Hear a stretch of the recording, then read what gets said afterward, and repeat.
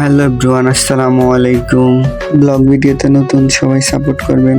সব ছেলেদেরই অনেক স্বপ্ন থাকে, কিন্তু মধ্যবিত্ত ঘরে জন্ম নিলে বোঝা যায় স্বপ্ন কি জিনিস। আর মধ্যবিত্তদের বড় স্বপ্ন দেখা বারণ।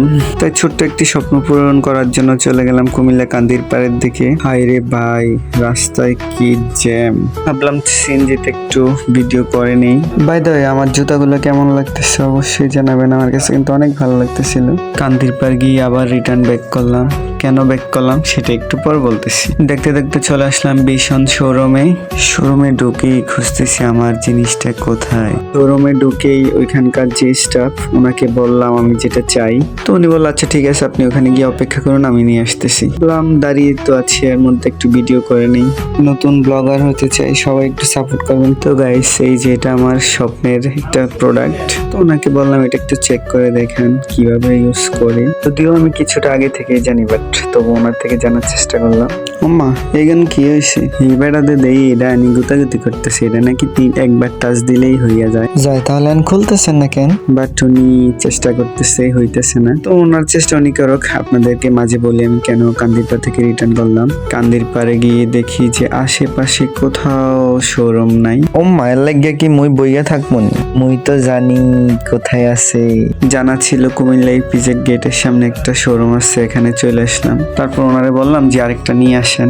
ফাঁকে মুই দুই এক গিয়া শর্ট লইয়া আর কি কইরাম। এই কন দুই রে যদি দেই জ্ঞান নষ্ট কেমনটা লাগে। ভিডিও করতে করতে দেই উনি আরেকটা নিয়ে এসে। ও মা আই এম তো অবাক, উনি দেই আরেকটা নিয়ে এসে। দেই উনি এটা গুতাগুতি করুক।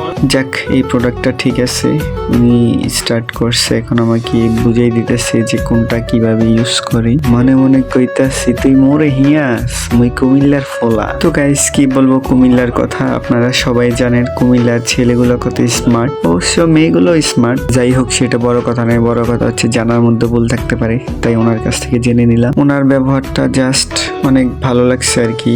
তো এটার রেট নাকি 5,000 টাকা। আসলে টাকা কোনো বড় বিষয় না, শখের দাম লাখ টাকা, এটা আমরা বাঙালিরা ভালোই জানি। তারপরে ওনারে কইলাম যে ভাইয়া ওগা ডিসকাউন্ট দেওয়া যায় না? উনি কইলো ভাইয়া এন তো কোনো ডিসকাউন্ট নাই, কিন্তু 5,000 টাকা মাল নিলে আপনার একটা গিফট কার্ড দেওয়া হইব। ঠিক আছে, মুইও মাইনা নিলাম যদি লাগিয়া যায়। মা থেকে ম্যানেজার আইয়া কইতেছে যে আপনার জন্য 50 টাকা স্যার। গাইস খুশিতে নাচতে নাচতে 50 টাকা স্যার নিয়ে নিলাম। এন দেই যে আমার কোনো গিফট কার্ড মার্ড দেয় না। মোর তো মেজাজ খারাপ হইয়া গেল। তারপরে এইগো ম্যানেজার আইয়া কইলো ভাইয়া 5,000 টাকা তো আপনার হয়েছে না, এই জন্য পাইছেন না। এখন আপনার এই কোন মেজাজটা কেমনটা লাগে। অনেক খোঁজার পরও দেখলাম ওনাদের শোরুমে 50 টাকার কোনো মালই নেই। গাইস গিফট কার্ডের আশায় শেষমেশ একটা আয়রন নিয়ে নিলাম, বাসায় যেতে লাগবেই। এভরিওয়ান, মাঝে মধ্যে আমার ভয়েস গুলো কনভার্ট হয়েছে, সো কেউ কিছু মনে করবেন না। আজকের ভিডিওটি এই পর্যন্তই।